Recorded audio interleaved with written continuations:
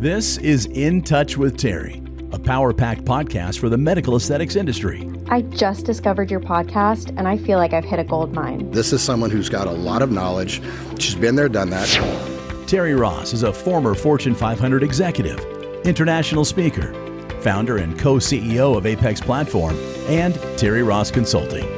Just listening to her energy and her passion and just how hardcore she is. Her knowledge of the industry and just her connections in general are phenomenal.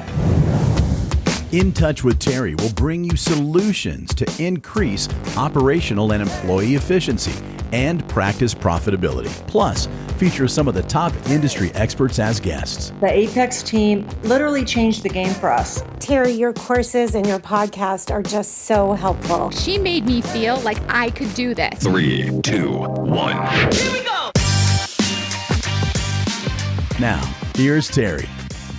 Hello, everybody, and welcome to another episode of In Touch with Terri. I'm super excited to kick off about a really, really hot topic right now.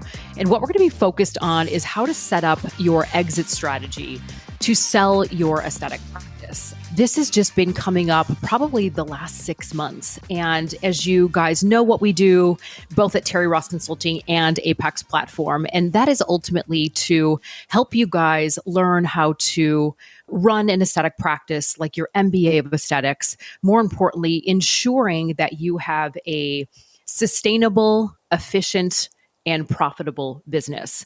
Most of you, again, I love y'all so much for following me, for your beautiful comments. You're the reason I do this podcast. So please keep the tips coming in terms of what you're looking for. But as we move now into 2024, I really do hope and encourage that many of you have taken a look back at 2023. You have created goals, you have a forecast, you have a budget, you know what your performance was last year. And more importantly, you know where you have opportunity to move and to grow. Because without that, we don't have a plan going into this year. So as we think about the conferences coming up for this year, as you think about your business, your hiring, your services, your marketing, your pricing, we have to be very strategic with that. And so if you are somebody who owns an aesthetic practice, you want to scale your business, and you're perhaps thinking about selling, then I want you to grab a glass of water, wine, whatever you need. This episode is for you. I want you to think about a couple of questions as we prepare to go through this podcast. One is, how do you prepare? How do you get yourself ready to prepare for an exit strategy? If private equity were to approach you, and I know that they are hungry and aggressive in calling many practices now for an acquisition, and they approached you today, would you know what multipliers they would be looking for so that you can ensure this is exactly what you're looking for or not? And then more importantly, how do you get your business to where it needs to be able to get the multiple and to sell it for what it deserves? Would you get the most money today based on your financials and the way that they're currently structured? And I mean, that is tied to your POS system, that's tied to your practice management system, which is ultimately tied to your P&L and your balance sheet. So is that a daunting thing for you? Or are you like, okay, my finances are structured really tight? And then do you know how to increase the value of your practice? So you guys, this ultimately comes down to you being a very savvy business owner, not just working in your business, but you have to be working on it.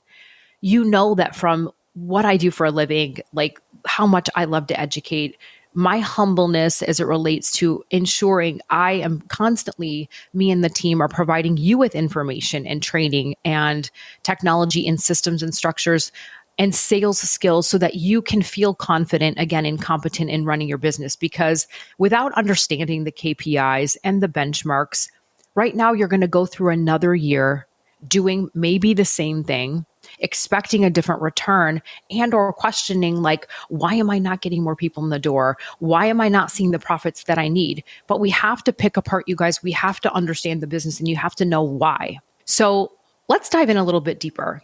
People are saying, well, God, why is there such this sudden surge of private equity coming in and wanting to buy these or consolidate these aesthetic practices?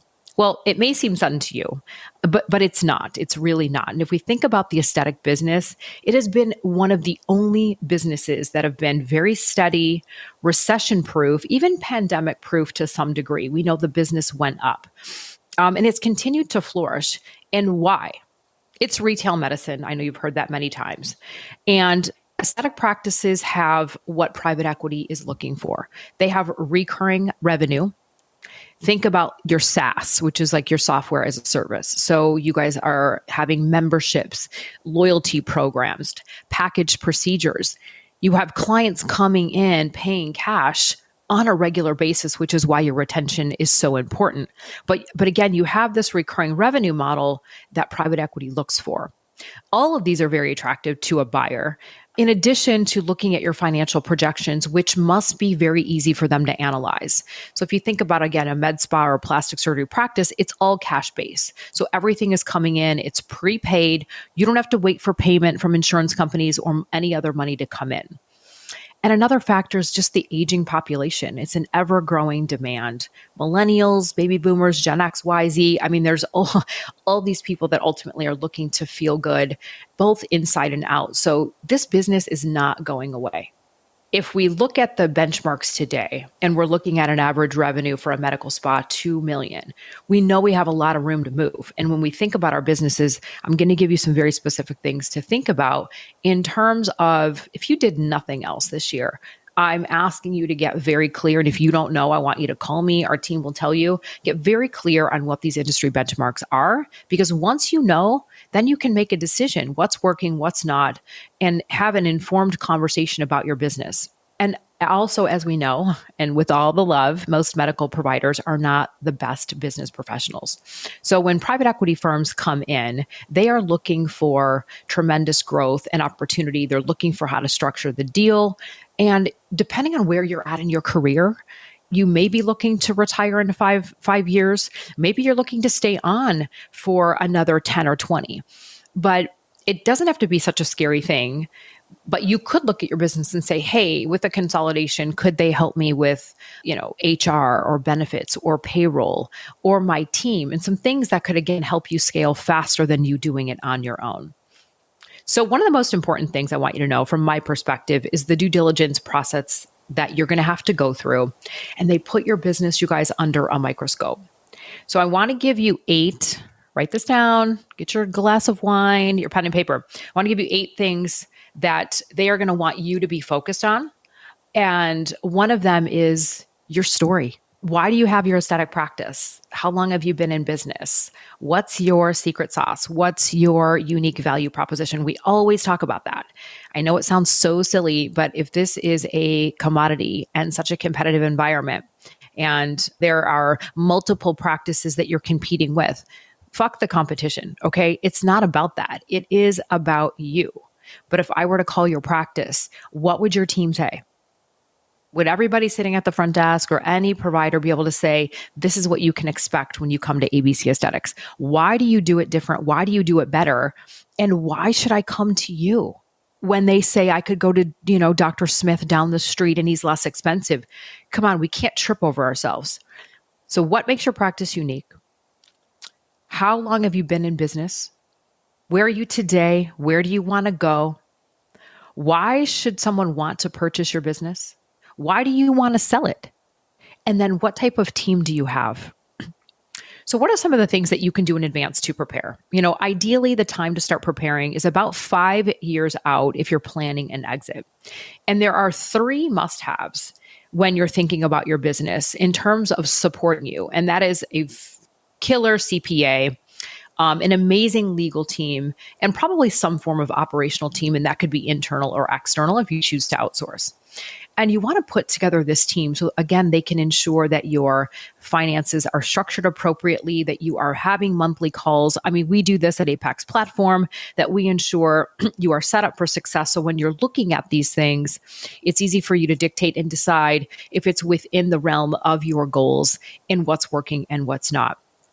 You also want a team that is going to be specializing in M&A, specializing in aesthetic medicine, and making sure that you either have the right investment banker or broker if you're choosing to work with them as well. So You're also going to want to think about what is the ideal future post-sale? How long are you going to be working there? Or is it something that you want to expand and have another practice? Or is this a status quo? So when you're thinking about your business, and again, depending on what phase you're in, we said, it typically should be preparing about 5 years out. Your business can run independently, but what is that structure going to look like for you?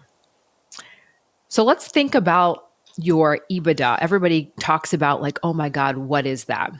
EBITDA is short for earnings before taxes, interest, taxes, depreciation, and amortization. So in short, it's just a widely used measurement of the company's financial health and the ability to generate cash. So it's really the foundation of the valuation of your business and a rough way to ultimately determine your cash flow.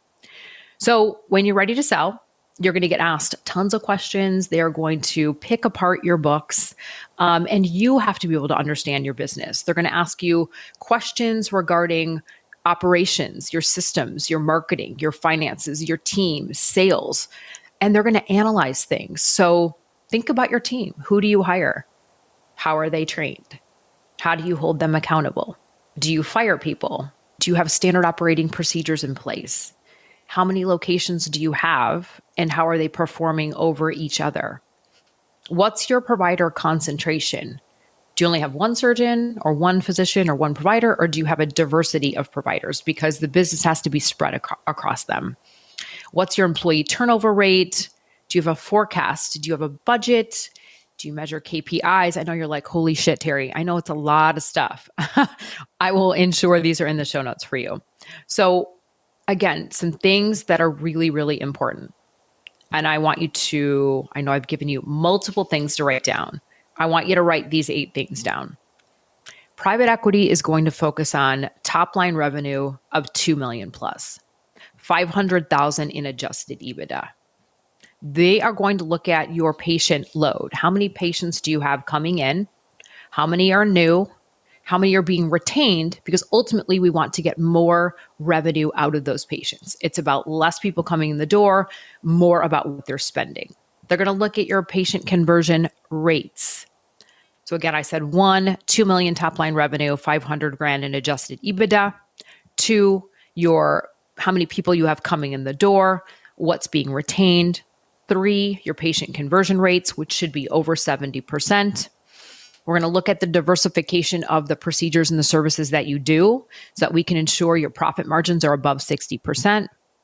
We want to look at how many providers you have and the sales volume that is spread across those providers, who's doing what, who's generating what and why. We want to look at staff utilization. What percent of the time are the providers booked? We want to look at staff productivity levels. Again, we talk about this a lot. Revenue per hour. How many rooms are being used and how often are they being used? How many years have you been in business? What is your reputation in the community? And then what is your tactics and strategies to grow your revenue this year?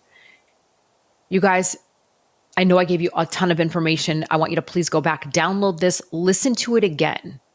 Because I know that if you have an aesthetic practice, you are not in this to work till you're 90. None of us are. You have a passion, you have a desire to help people from a clinical perspective, which also means you have chosen to be an entrepreneur. You have chosen to own a business for a reason. And in doing that, you are responsible. It is your obligation to say, what kind of business do I want to run? What kind of leader do I want to be? When we think about the aesthetic space, and this has come out in multiple surveys, that the industry as a whole, 90% don't measure their data. We have something wrong. Why? Because we're scared, because we don't know what to do. We don't know how to do it. And if that's the case, again, please, I invite you to call us and work with our team so we can help educate you. The conferences are starting pretty soon. I cannot wait to see you all. But when we think about if 90% don't measure the data, we think about leadership and culture is lacking, turnover is really high, and then training. At the end of the day, you guys, and people say to me and our team all the time, Terri, what should I buy? What marketing things should I get? What new treatment should I bring on board? I need to get new people in the door. I need to spend this more money in marketing. You don't. I mean, you do. You might. You might, you guys. But the training is the foundation, right? You have a house, but if the infrastructure is broken and the floor is crumbling, it's not going to matter. And then we have a bunch of money being thrown out and you're hoping for this return that you're just not going to get. So again, you're in this business, you eventually are going to want to sell it. And I am here and our team is here to help you ensure that you have the most efficient, sustainable, profitable, highly trained team that understands data doesn't lie. Data's unemotional, right? This isn't about feelings, it's about facts. And when you understand what you're looking at, that is when you can only make decisions that are going to benefit your business. So I hope you enjoyed this podcast on how to prepare your business for an exit strategy. I hope I have given you tons of things to think about with so much love because you guys have asked for this. So with that being said, thank you all so much. I hope you enjoyed this. Please don't hesitate to share this podcast, send it off to your team, leave me a comment or a note. I would love to hear your feedback. And if you want to reach out to us, you can reach out to us at apexplatform.com or certainly reach out to me personally at terri@terriross.com. And that's it. I'm going to drop the mic. I'll see you guys on the next episode of In Touch with Terri. Ciao. Thanks for listening to In Touch with Terri. We invite you to schedule a discovery call with our Apex team. The link to apexplatform.com can be found in the show notes. Thanks again for listening, and we'll see you on the next episode of In Touch with Terri.